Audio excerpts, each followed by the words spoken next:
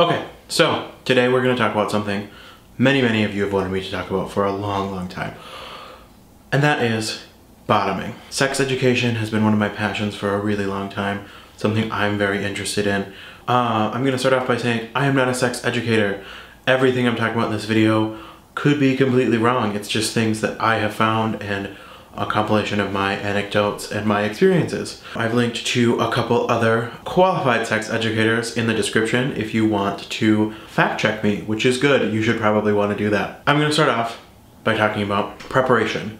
Something you need to do is prepare. If you've never played with your ass before, if you've never bottomed before, you really need to prepare before you get into that situation where you are going to bottom.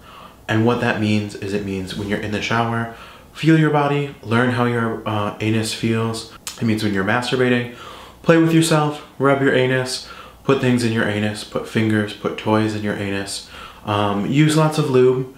Get used to coming with something inside of you. That's a different sensation. Sometimes it's harder for some people. Sometimes it's a lot easier for other people. For a lot of people, it's different and weird at the beginning. And the reason you're going to do this on your own for a few days or a few weeks in advance, or, you know, the more time you can give it, the better, is because the more practice you have by yourself, the more comfortable you feel with things inside you, the better you're going to feel when you are with a top, when you're with a person for the first time. You're going to feel more confident, you're going to know what you're doing, you're going to know what these feelings are, you are going to feel like the power bottom that you are on the inside. No pun intended. Then the next stage of prep happens that day. Take a shower. This is a douche. This is a douche. This is a bulb douche. There are many different types of douches. There are many types, many ways to douche. There's lots to know about it. I put a link to a different video in the description because I don't have time to talk about that. Now, when it comes to actually putting things inside you, fingers, penises, toys, eggplants, whatever you're gonna do, it's important that you are relaxed, that you're using a lot of lube, and that that thing is covered. Penises aside and toys that are yours aside, those things maybe don't have to be covered depending on your status with your partner, or depending on your choice to use your toys with somebody else. For the most part, things you want to put inside of you are going to want to be covered. A very important thing to cover that you don't think about are your fingers. If you are playing with yourself with your fingers, you need to cover them up. Cover them up with gloves. Put a condom on 2 of your fingers, 3 of your fingers. You can fit your whole hand in a condom if you really try. The reason you're going to do that is because fingers especially have fingernails. We have hard parts on our cuticles. Those things are uncomfortable and do not feel as good. And trust me, once you put a condom on a finger and you're playing with yourself, it feels way better than a finger by itself or a hand by itself. There's a few different types of lube. There are many videos out there. My favorite type of lube is silicone lube. You have to watch out. It can stain your sheets. If you wash them with hot water, it really doesn't. It's not good for some of your toys. Again, if you wash them with hot water, you're not gonna have any problems, or at least I haven't. I like silicone lube because it lasts for a really long time and it's extra slippery. The other most common type of lube is water-based lube. Water-based lube is by far the cheapest. You can find it in gas stations, drugstores, grocery stores. You can find it all over now. I don't like water-based lube, and a lot of people don't like water-based lube is because, one, when you're using it, it dries out. You have to constantly reapply. 2, it will, sometimes when it dries, it's itchy and uncomfortable. So if you can't take a shower right away, not the best lube for that situation. And 3, a lot of people experience it stinging or kind of burning if you have a cut. If you have a cut on your anus, around your anus, inside your anus, some people think water-based lube hurts. Some people don't. I'm one of the people that thinks water-based lube hurts. I use silicone. Now you've got lube. You've practiced playing with yourself for a few days or a few weeks. You're clean.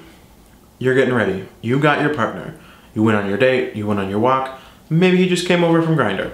Whatever it is. When you are inexperienced at bottoming, or even sometimes when you're experienced at bottoming, you need to warm up. You need to make out. You need to rim. You need to play with fingers. You need to play with toys. And that's not even a guarantee that it's going to work out right away. Sometimes it doesn't work out. That's totally cool, that's totally fine. There's plenty of fun things two people can do together without having anal sex. But you're gonna need to be warmed up, you're gonna need to be relaxed, and doing part of that is really getting yourself going. It is being comfortable. You may even plenty of people want to have a penetrative session without actually having sex first. So you'd get with your partner, you'd use toys, fingers, rimming, whatever you want that isn't a penis inside of you, and then you'd mutually masturbate or something like that, just to get yourself more comfortable with your partner. You're ready to do it. You have made out for a while, you've fingered, you've used toys, you really feel like you are ready to go. That's cool. One of the best positions for inexperienced bottoms is with the top lying on his back and the bottom straddling his dick.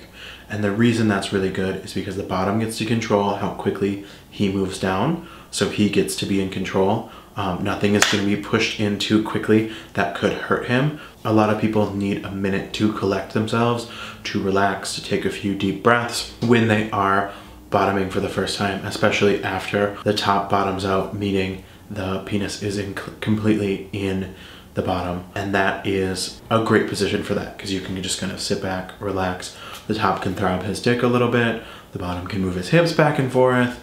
You can stay in that position all night. That's totally cool. Many people do that.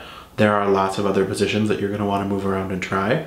You can do that once you are comfortable and confident in your bottoming abilities, or more confident in what's going on that night. Something really, really important needs to happen after you have sex, after you bottom for the first time, regardless of how it went. If it didn't go well, you weren't able to get anything in, or you weren't able to get any penises in you weren't able to get any toys in you. If it went super well and you power bottomed like a porn star, it's really, really important that you schedule another time to try this. You need to do it again.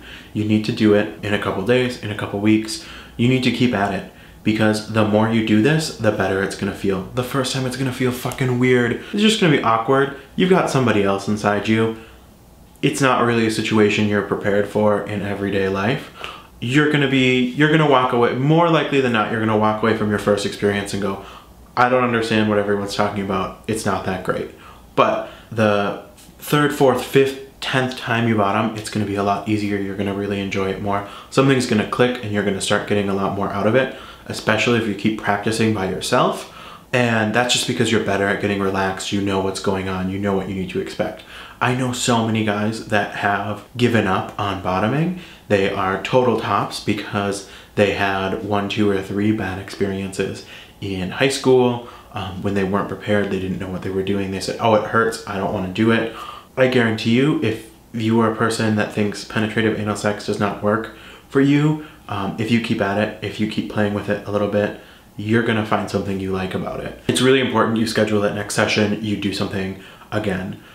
You plan another time to get together, or to get together with someone else. That, I think, is really important and something people don't focus on. I really hope that you guys learned something from this video. I hope it was helpful for you. I hope you guys got something out of it. I hope you found it interesting. I had fun making it. If you want me to do other sex ed topics like this, I'd be happy to talk about them.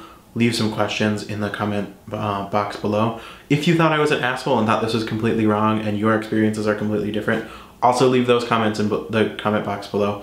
I want to learn about that. I want to know how different people have different experiences when it comes to bottoming. I've linked 3 videos below, 2 from Dr. Doe. She has a channel called Sexplanations. I think she has over 200 videos that are really, really good about sex education. And she is a qualified sex therapist, so she can talk to you about this stuff. She knows exactly what she's doing. Super great resource. I've also linked one video from What's the Safe Word about douching. They do a really good job. They're both porn star bottoms, so they know exactly what they're doing when it comes to cleaning out. That's pretty much it. I hope you guys enjoyed this. I hope you learned something from it.